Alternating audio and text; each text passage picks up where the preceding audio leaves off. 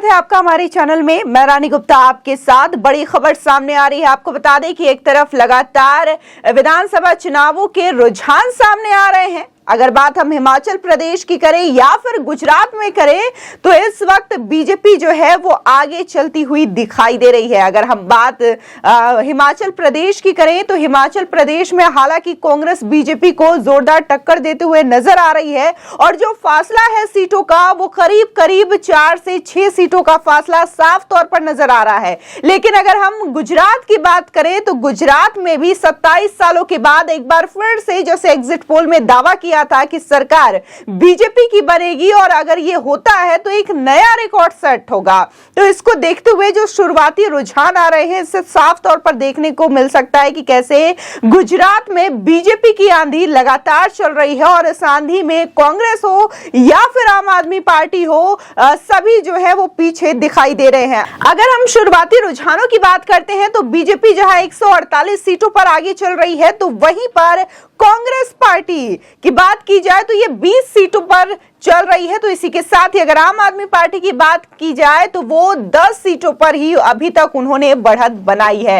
यानी कि ये जो फासला है बहुत ज्यादा फासला दिखाई देता है। वहीं अगर हम बीजेपी के वोटिंग शेयर्स की बात करें तो बीजेपी को 53% से भी ज्यादा वोट पड़े हैं और ये साफ तौर पर उनकी वोटिंग फीसदी को दर्शाता है कि कितना ज्यादा उनका वोटिंग परसेंट बढ़ा है। और ये जो रिकॉर्ड बनता जा रहा है उससे बीजेपी अपने ही 2002 के रिकॉर्ड को तोड़ते हुए नजर आ रही है। बता दें जहां बीजेपी ने 2002 में 182 विधानसभा सीटों में से 127 सीटें हासिल की थी तो ये अब बीजेपी अपना रिकॉर्ड तोड़ चुकी है क्योंकि इस रुझान में देखने को मिल रहा है कि कैसे बीजेपी जो है वो 150 का आंकड़ा छूने जा रही है और इस वक्त बीजेपी जो है वो 148 सीटों से आगे चल रही है। बीजेपी के तमाम जो नए चेहरे हैं चाहे फिर वो रिबाबा जडेजा या फिर तमाम जो नए चेहरे हैं हार्दिक पटेल हो जिनको बीजेपी ने मौका दिया है ये सभी लोग लगातार अपनी सीटों से आगे चलते हुए दिखाई दे रहे हैं। वहीं आम आदमी पार्टी के गोपाल इटालिया इसुदान गढ़वी जो है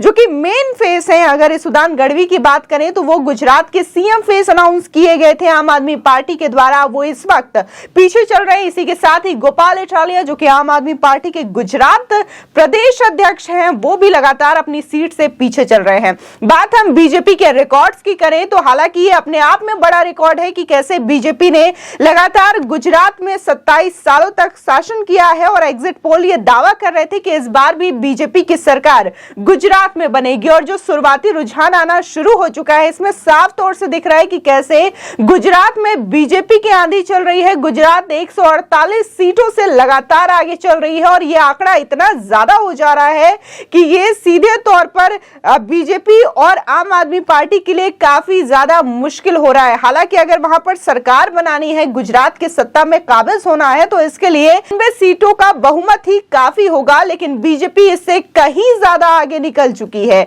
और वहीं अगर कांग्रेस की बात की जाए तो कांग्रेस काफी ज्यादा पीछे चल रही है। और वहीं अगर आम आदमी पार्टी की बात की जाए तो जैसा कि इसुदान गढ़वी ने कहा था कि आम आदमी पार्टी के आने की वजह से गुजरात में वोट बटे हैं, तो इसका साफ तौर से रीजन दिखाई दे रहा है कि कैसे कांग्रेस के जो वोट है वो बढ़ते हुए दिखाई दिए हैं। इसी के साथ ही कांग्रेस की वोटिंग शेयर्स भी कम हो चुकी है। आपको बता दें बीजेपी प्रचंड जीत की ओर बढ़ रही है। पार्टी को 52% वोट मिलते हुए साफ तौर पर दिखाई दिए हैं जो कि एक अपने आप में रिकॉर्ड है। इस चुनाव में सबसे बड़ा नुकसान कांग्रेस को होता हुआ दिखाई दे रहा है। गुजरात में आम आदमी पार्टी जरा भी कमाल नहीं दिखा पा रही है जिस तरीके से उन्होंने दावा किया था। गुजरात और हिमाचल प्रदेश विधानसभा के चुनावों के रुझान पर सबकी नजरें लगातार बनी हुई है। गुजरात में जीत भारतीय कम्युनिस्ट पार्टी मार्क्सवादी के अलावा एकमात्र पार्टी बना देगी जिसने लगातार 7 विधानसभा चुनाव जीते हैं। साल 1977 से 2011 तक 34 सालों तक पश्चिम बंगाल पर शासन करने वाले माकपा ने भी लगातार 7 चुनाव जीते थे। दूसरी तरफ हिमाचल प्रदेश में 1985 के बाद से किसी दल ने लगातार 2 विधानसभा चुनाव नहीं जीते हैं। अगर बीजेपी इस पहाड़ी राज्य में एक बार फिर से सत्ता बना लेती है तो यह भी अपने आप में एक नया रिकॉर्ड होगा। हालांकि बीजेपी की सबसे बड़ी इच्छा एग्जिट पोल के पूर्वानुमानों को सच होते देखना है और इसी के साथ ही शुरुआती रुझानों को भी। इसके तहत हिमाचल प्रदेश में सत्ता बरकरार रखते हुए गुजरात में अब तक का सबसे अच्छा प्रदर्शन दर्ज करते हुए देखा जा सकता है बीजेपी को। गुजरात में बीजेपी का पिछला सर्वश्रेष्ठ प्रदर्शन 2002 में था। तब उसने 182 सदस्यीय विधानसभा सीट में 127 सीट जीतकर सत्ता काबिज की थी।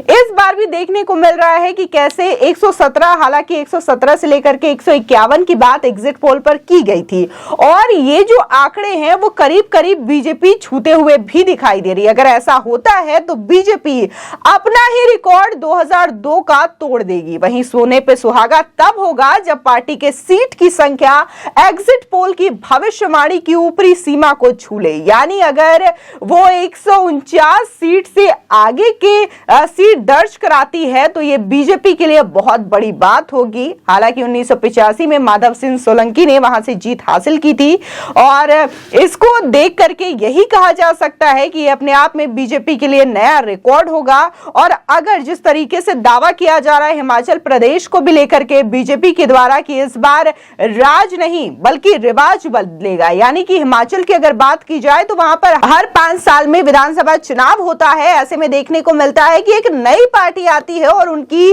सत्ता पे पकड़ होती है, चाहे फिर वो कांग्रेस हो या फिर बीजेपी हो। एक ही पार्टी दोबारा से सत्ता में कभी भी वहां पर नहीं आई है, ये अपने आप में रिकॉर्ड है। ऐसे में बीजेपी की ओर से बार बार ये जो दावा किया जा रहा है कि इस बार हिमाचल प्रदेश में भी उनकी सरकार बनेगी और ऐसा होता है तो गुजरात के साथ साथ हिमाचल प्रदेश में भी बीजेपी के लिए यह नया रिकॉर्ड होगा और सबसे ज्यादा शासन करने वाली पार्टी गुजरात के अंदर बीजेपी बन जाएगी। आपको बता दें कि 2002 में ही ऐसा देखने को मिला था जब बीजेपी ने 127 सीटों में जीत हासिल की थी। हालांकि इस बार तो बीजेपी के वोटिंग शेयर्स भी बढ़े हैं, 53% से ज्यादा इस बार बीजेपी को वोट मिले हैं और इस बार बीजेपी ने कई ऐसे नए चेहरों पर भी दांव खेला है और कहा जा रहा है कि ये चेहरे बीजेपी को जीत हासिल कराने में मदद करेंगे। हालांकि तमाम नेताओं ने पूरी ताकत झोंक रखी थी गुजरात के अंदर, चाहे फिर वो सीएम योगी आदित्यनाथ हो, असम के सीएम हो हिमंता बिस्वा शर्मा, इसी के साथ ही प्रधानमंत्री नरेंद्र मोदी से लेकर के गृह मंत्री अमित शाह, राजनाथ सिंह, जेपी नड्डा, तमाम ऐसे नेता थे जिन्होंने गुजरात के अंदर रैलियां की, जनसभाओं को संबोधित की और एक से बढ़कर के एक तस्वीरें आई जिसमें भीड़ साफ तौर पर गुजरात में देखी गई थी। फिलहाल आपकी क्या राय है इस खबर को लेकर के हमारे कमेंट सेक्शन में जरूर बताएं। आगे की और भी अपडेट के लिए चैनल को सब्सक्राइब करना ना भूलें।